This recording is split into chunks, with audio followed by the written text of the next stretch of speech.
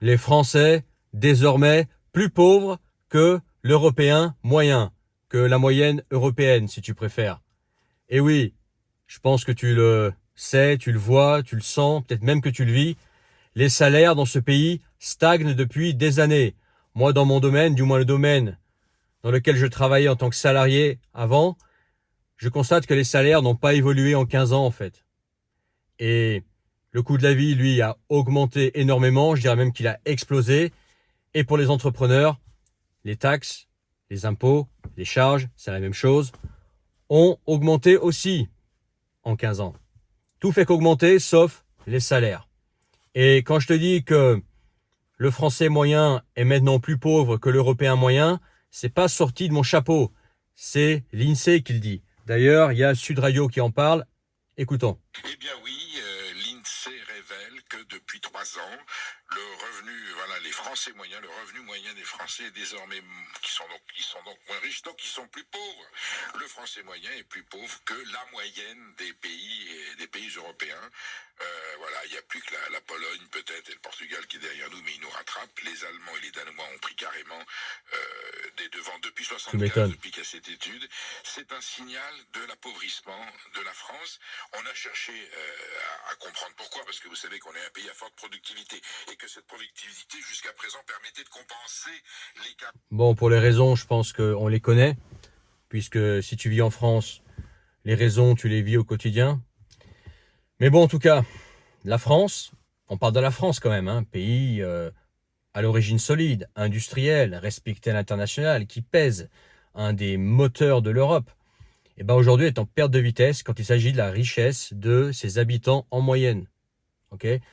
Je vois par exemple l'Espagne, le SMIC espagnol qui rattrape rapidement celui de la France, qui va le rattraper et même le dépasser si ça continue comme ça. Je vois le prix de l'immobilier et même les loyers en Espagne sont au niveau de la France aujourd'hui, même des fois plus élevés qu'en France. L'Italie en ce moment se porte pas si mal et je pense que, pareil, la richesse de l'italien moyen va vite rattraper celui du français moyen. Et puis sinon, bah, les autres voisins de la France sont des pays où les gens sont en moyenne plus riches que les Français. Bon, les Suisses évidemment, mais aussi les Allemands. Tu me diras, c'est pas un secret, c'est bien connu. Mais également les Belges. Je pense notamment euh, à la Flandre qui est clairement plus riche que la France quand tu y es. Hein. Les Pays-Bas, moi je suis néerlandais, j'étais aux Pays-Bas il y a encore pas longtemps. Effectivement, le niveau de vie aux Pays-Bas est bien plus élevé que celui en France. Ok. Et puis sinon, tu as les pays du Nord, etc. Bon, clairement. Euh, tous les voisins de la France sont plus riches que la France. Quand je dis ça, la France, c'est le français moyen. Ok, il n'y a plus que peut-être le Portugal et quelques pays d'Europe de l'Est qui sont derrière la France. Et encore, tu sais quoi, j'en doute. J'en doute. Par exemple, tout à l'heure, il parlait de la Pologne. Est-ce que le polonais moyen aujourd'hui vit pire que le français moyen? Peut-être un peu, ouais, mais dans les années qui vont venir, je pense que ça va être pareil. Parce que le coût de la vie augmente là-bas aussi, les salaires aussi. Roumanie, pareil, encore derrière, mais je pense que ça va changer. Et qu'on va se retrouver avec un pays, ça continue comme ça, qui va être inférieur d'un point de vue niveau de vie aux pays de l'Est, aux pays d'Europe centrale, et puis au niveau des pays du Sud. Les pays du Sud dont jadis les Français se moquaient, ouais, t'as vu les Espagnols, t'as vu les Italiens, etc. C'est des pays, on va dire, un peu pauvres, tu vois, où t'allais en vacances parce que c'était pas cher, parce que tout coûtait rien. Mais c'est fini ça maintenant, ok? C'est fini ça maintenant. Maintenant, tu vas en Espagne, bah c'est comme en France, quoi, le coût de la vie. C'est plus, les choses changent, ok? Bref, moi, si jamais un jour je devais redevenir salarié, moi dans ma situation actuelle, j'ai un équilibre qui fait que je peux me permettre de rester en France, tu vois. Je travaille pas en tant que salarié, etc. Je suis dans un coin pas mal, j'ai ma famille proche, etc. Bon, j'ai trouvé un équilibre pas mal pour le moment. Je vais sûrement rebouger après. Mais si je devais me retrouver de nouveau salarié un jour, mais je chercherais même pas à travailler en France. Tu vois, j'ai eu un aperçu de ce qu'est le marché de l'emploi en France l'année dernière, en début d'année. J'avais tâté le terrain, mais j'ai laissé tomber au bout de 3 mois. Quoi. J'ai laissé tomber. Moi, je vais pas travailler pour ces exigences-là, à ces niveaux de responsabilité-là, donner toutes ces heures-là pour les salaires qui étaient proposés. C'était du foutage de gueule. Mais clairement, tu vois.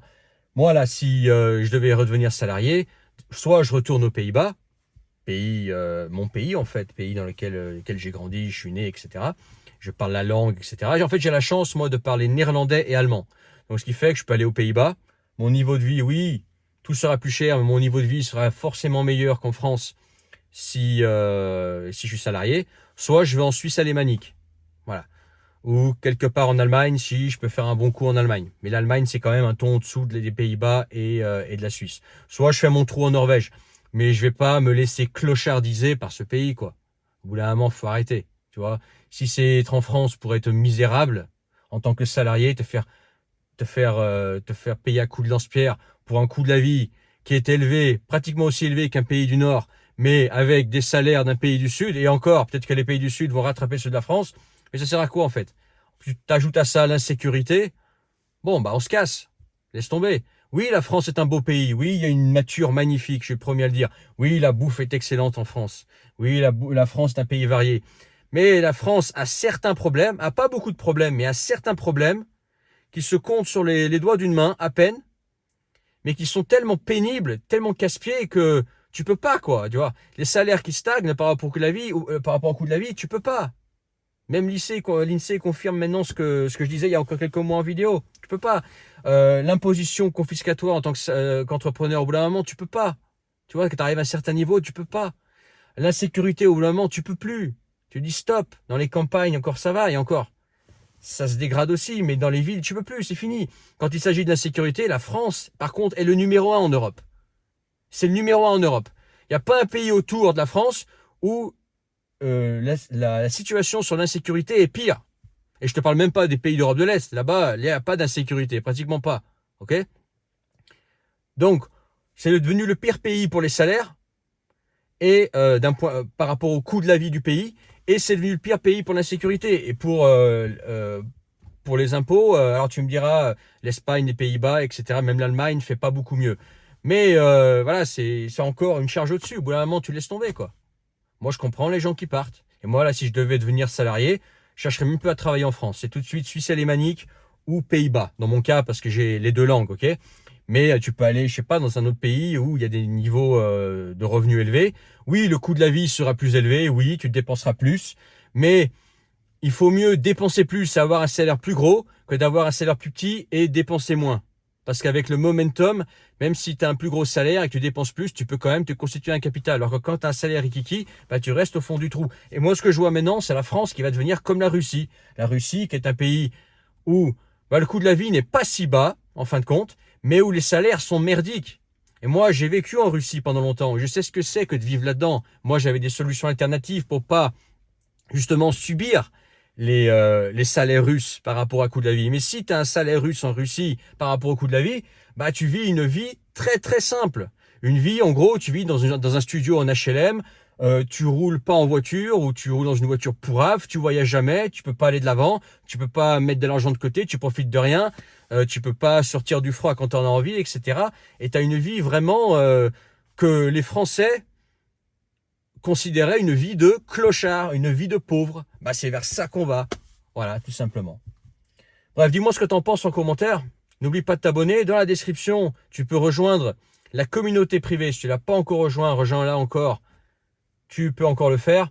Également, si tu veux qu'on s'appelle, toi et moi, tu réserves un appel avec moi. C'est en description. Tu cliques sur le premier lien, tu t'inscris et tu réserves. Et une fois que tu as réservé, on convient d'une date et d'une heure précise pour se parler. Voilà, on peut parler de solutions alternatives justement pour se tirer de ce bourbier, soit par l'entrepreneuriat, soit par l'expatriation. De toute façon, aujourd'hui, si tu veux te faire une vie potable en France, c'est soit tu entreprends et tu te mets dans un coin tranquille en campagne où le coût de la vie est moins élevé et tu travailles à distance et tu te démènes pour voilà faire ce que la plupart des gens font pas, ok? Soit tu t'expatries, quoi. Mais tu t'expatries dans les destinations avec un haut niveau de vie. Quand il s'agit de s'expatrier en tant que salarié, tu vas pas aller vivre dans un pays où tu seras payé encore pire que la France, sinon aucun intérêt, ok? Tu choisis les bonnes destinations. Mais il n'y a plus que ça aujourd'hui, hein.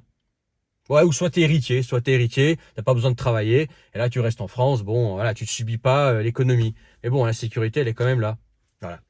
Bref, je te laisse là-dessus, commente, n'oublie pas de t'abonner, de partager, mettre ton pouce, et à bientôt pour une autre vidéo. Ciao.